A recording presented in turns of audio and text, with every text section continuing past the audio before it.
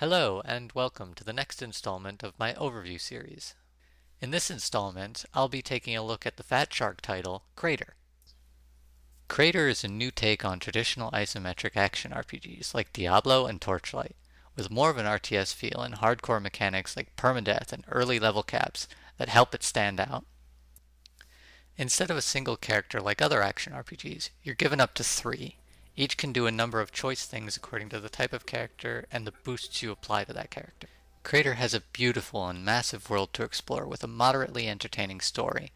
With plenty of things to explore free of questline and directed movement, there's a lot of room to make your own fun. However, the travel system can be harsh in certain areas of the map. With a random encounter system while traveling the landscape, you can be stuck in a situation that may be difficult to fight with your current team. Fortunately, you can change between characters at any time while out of combat to make a squad ideal for hunting a certain enemy. Not only is there a lot to explore, but in almost every town there is a recruitment officer, which could very well have your new favorite addition to your lineup of characters. With a low level cap, characters are easy to level up and getting your ideal team isn't too hard. The downside of this is Krater's lack of equipment. Instead, Krater focuses on weapons, gadgets, boosts, and implants, each of which can help define how you play each character, or a whole party. There are no gloves or other normal armor slots. Weapons will normally only affect the damage of one of your characters, but less common weapons usually have stats to bank on, like the focus stat for range damage and healing, or stats like stamina for tanky characters. Gadgets add an extra ability to the character who has them equipped, from shrapnel grenades to medkits. These are things you can pick according to what your team is vulnerable to, or to help more efficiently pull off tactics that normally would be much harder to do. Like a gadget that increases the tanking power of a single character, while your team abilities are cycling stun cooldowns.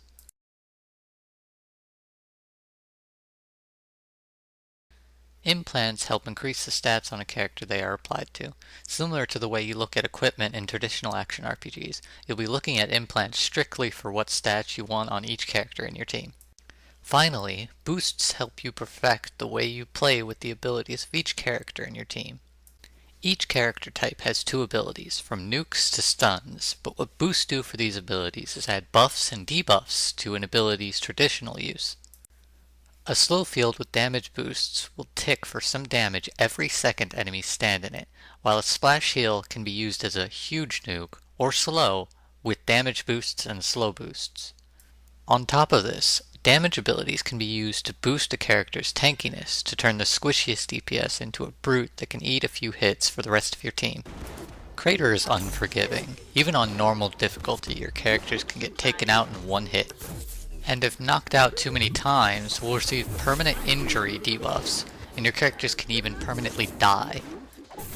With that said, Krater is something different, and it has a lot of interesting things the player can do with it that normally would be restrictive and repetitive in other action RPGs.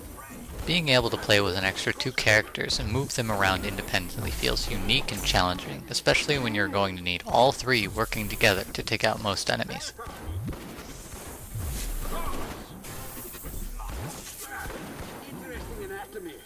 That's it for this overview of Krater. I hope you learned something, and I'll see you next time.